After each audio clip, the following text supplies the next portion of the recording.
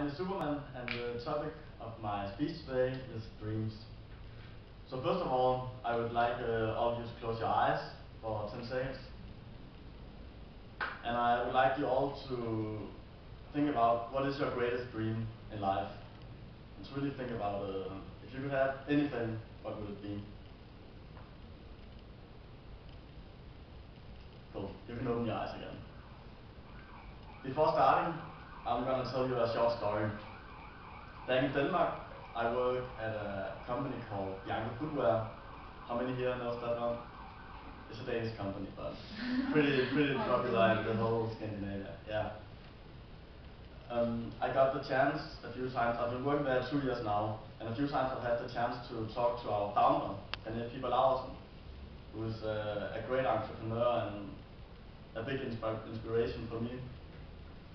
And he told me a story one time about when they were starting out. I think it was in, they started in '87, but in the late '80s they were making goals for how many stores they wanted to have in Denmark before the year of 1992. And they were already really busy managing the stores they had, but they set the goal of 40 stores in Denmark. Oh, by the way, I have a picture from our campaign in 2003, how we presented the fall collection.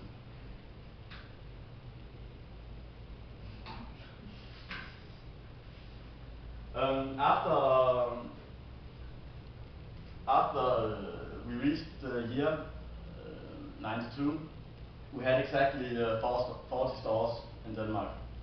And many people thought that was pretty funny because it was really complicated for them at the time starting stores, and we are a franchise company, so we had to find somebody to manage the stores and to buy the concept and everything.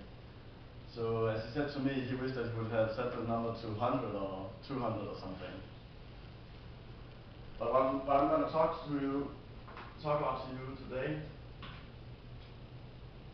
is goal setting, and how I believe that can really benefit your life, and how it can help you contribute to your community and the world around you in so many ways. So first I'm going to be talking about how goal setting can benefit your life. Then I'll give you a brief guide, the most important things to know about goal setting. And lastly I'll talk about what to do next. So, how can goal setting benefit your life? I gotta learn how this crazy thing works. First, I'll discuss about whether goal setting is really effective, and then I'll talk about what you can use it for. So, first I have kind of an analogy. Imagine playing dart, but you're playing it blindfolded. How well do you think that your chances are of hitting the bullseye? Not very high. Not very good. Imagine being able to see what you're aiming at. Will probably help you a lot. Of course, you're not sure that you can actually hit the bullseye, but your chances will improve massively. There was a study conducted at Yale University in 1953, and a big class, or a couple of classes, were asked the question. They were asked several questions, but one of the questions were, do you have written goals, and do you have a plan as to how you want to pursue your goals? How big a percentage do you think had goals and plans? The answer is 3%. But the interesting thing was that the 3% that had goals, written goals and plans to pursue these goals, after 20 years, they had accomplished more in terms of finances than the rest, 97% combined. And I think that's really crazy. Of course, this is only about finances. That doesn't mean that they are happier people and healthy and whatever. But I still think it does show that goal setting can be a very effective way of making things happen. So, a little disclaimer.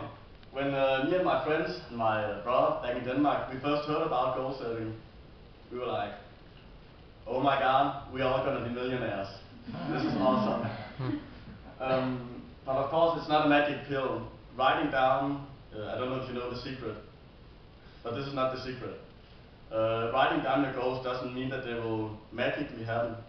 You still have to put all the effort into it, like always. But it is a very good way of utilizing your efforts and getting some direction in your life. So what can you use it for? Well, obviously you can use it for business, finances, personal health, personal development, sports, hobbies. You can really use it for anything. It's only your own creativity that is your limit. So now let me give you a brief guide about the most important things to know about goal setting.